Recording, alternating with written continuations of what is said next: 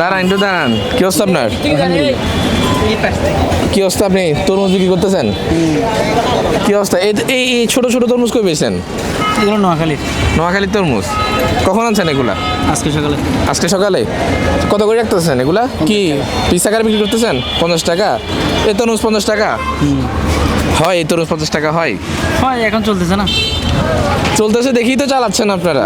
মানুষ না চাইলেও কিনতে হয় হ্যাঁ। পরিবারের দিকে তাকাইয়া, না হলে অনেক সময় দেখা যায় পরিবারের সামনে মান সম্মান থাকে না। তাহলে আপনারা এই যে এই তরমুজ ধরেন আপনি রমজান ছাড়া বিক্রি করলে কত হবে? এটা 30 টাকা। 30 টাকা। তাহলে এই যে এক্সট্রাতে 20 টাকা করে বিক্রি করতেছেন, 50 টাকা করে বিক্রি করতেছেন, এটা কেন? ওয়াই? মানুষ বেশি খাচ্ছে এই জন্য। বেশি খাইলে তো দাম বাড়ে, চাহিদা বাড়লে দাম বাড়ে, ঠিক আছে, বাট এত বেশি? এই প্রশ্নটা করবেন কোথায় জানেন? এই ফিরিঙ্গি বাজার যায়, ওখানে 70 টাকা বেচতেছে, আমরা 50 টাকা বেচতেছি। কষ্ট করে এনে পুরো রাত জাগরণ থেকে আপনারা ফিরিঙ্গি বাজার যাবেন, চিনেন ফিরিঙ্গি বাজার? চিনি আমি। কতবেলা যাবেন, ওখানে যাই প্রশ্নগুলো করবেন। ওখানে কি আরো বেশি? বেশি অতিরিক্ত জুলুম করতেছে যে অরীতিমতো। আপনার ওখানে আপনি আপনি এটা কিনছেন কত দিয়ে? আমি এটা কিনছি 55 টাকা। 55 টাকা দিয়ে কিনছেন? কত টাকা দিয়ে সেল করতেছেন এটা আপনি? 50 টাকা 60 টাকা এরকম। 55 টাকা দিয়ে কিনা 50 টাকা দিয়ে সেল করতেছেন? তাহলে তো কারণ এটার সাথে দুইটা মিক্স আছে তো। যেমন যেমন এটা আমি বেশি ছোটো করে ফেলছি, আচ্ছা, মানে এটা ছোটো ধরনের করছে, ছোটো করছি। এটা একটু বড় সাইজের, এটা বড় রাখছি। আপনি কি এখানে যা কিনছেন সব পার পিস 50 টাকা করে কিনছেন?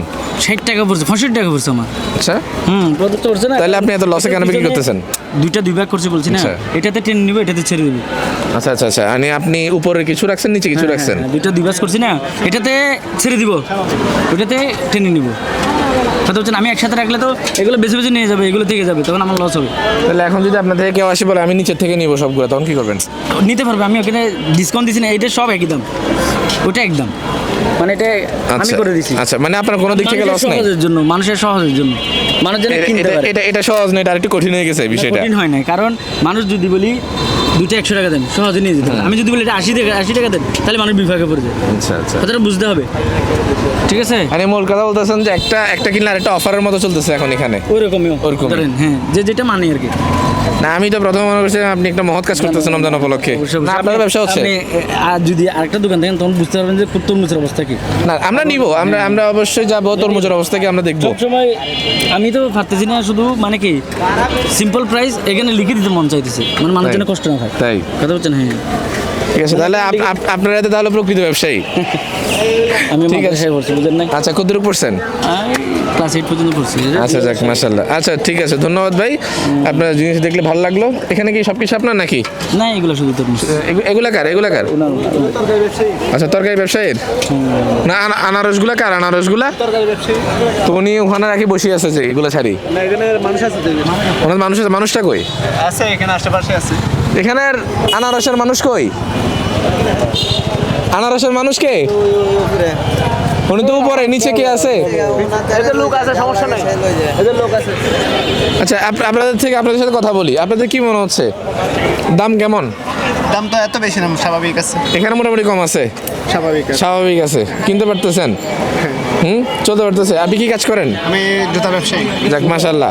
এখানে যদি একজন একদম আম বা একজন পাবলিক ধরেন একজন রিক্সা চালক যদি ঢুকে, ওনার জন্য কি এটা স্বাভাবিক? হয়তো বা ওনার জন্য একটু কঠিন হতে পারে, কারণ ওনার যদি সামর্থ্য থাকে তাহলে নিতে পারেন, না হলে তো সামর্থ্যের বাইরে গেলে তুমি কিনতে পারবে না। তাহলে কি রিক্সাওয়ালারা মানুষ না? অবশ্যই মানুষ, মানে সামর্থ্য থাকতে হবে। সামর্থ্য থাকতে হবে। না, আমাদের কি দরকার না রমজান মাসে রিক্সাওয়ালাদের জন্য একটু কমায় রাখা? অবশ্যই এই জিনিসটা রমজান তো রেট ঠিক থাকে, তাহলে উনি অবশ্যই বিক্রি করতে পারবে, কারণ উনি 10 টাকার লাভের জন্য এখানে আসছে। রমজান তো সংযমের জন্য আসছে, তাই না? মুক্তির জন্য আসছে। তো এমন না, মানে নাই যে একটাতে 50 টাকা 60 টাকা লাভ করে, এমন তো কোনো কথা নেই। উনি একটার মধ্যে 10 টাকা পাইলে যথেষ্ট, 10 টাকা লাভের মধ্যে উনি মাল বিক্রি করতেছে। তাহলে আমাদেরকে বাকি সব কাজ বাদ দিয়ে এখন রমজান মাসে কাঁচা বাজার ব্যবসা করতে হবে, তাহলে কোটিপতি। আসলে এটা কেমন চলে, মানে ব্যবসার উপর নির্ভর। মনে করেন এমন সময় যে একদিন 10,000 টাকা বেচছে, একদিন 5,000 টাকা বেচতে পারেনি, কাঁচামালের ব্যবসাটাই হচ্ছে এরকম। আপনার দোকান কোথায়? এই যে আমার দোকান, আমার বাগিনে বসে আছে। আচ্ছা, সামনে না, এটা আপনার দোকান না? ওখানে কেমন দাম রাখতেছেন আপনারা? কাঁচা বাজার তো ধরলাম, আপনাদের শুকনো ওই যে চলন্ত করে কি অবস্থাগুলার? জুতা বিভিন্ন প্রাইস আছে। আচ্ছা, কি রমজান উপলক্ষে বেশি রাখতেছেন না? বললাম না একটু আগে যে আমরা 10 টাকা 20 টাকা সদরি করে থাকি। চাহিদা বেশি আর ইয়ে করতেছে না বেশি। তেমন চাহিদা এত বেশি আহমারি দাম না, অত স্বাভাবিক দাম। একটাতে মনে করেন এক জোড়াতে 20 টাকা 30 টাকা, অতি জোড়া হলে 30 টাকা লাভ। ওদেরগুলো দাম বাড়বে ওইটাই আর কি। আপনাদেরগুলো ঈদের 1 দিন 2 দিন আগে, এরপর আপনার 27-এর পরে তো আপনারা যদি আমাদের কিনা যদি ঠিক থাকে তাহলে আমরা আশা করি এমন দাম রাখবো না, অর্থাৎ অতিরিক্ত চাহিদা নিব না। তো রমজান তো প্রতি বছরই আসে, আপনাদের কি দরকার না একটা গোডাউন করে বা একটা জায়গায় আপনাদেরকে সেভ করে রাখা, যাতে পরবর্তী মানুষকে সচল দামে দিয়ে দিতে পারেন? দাম তো আমরা কম দামে ছাড়ি দিই। আমরা একটু আগে বলছি যে 20 টাকা বা অতি জোড়া হলে 30 টাকা লাভে আমরা মাল ছাড়ি দিই। ঠিক আছে, ধন্যবাদ।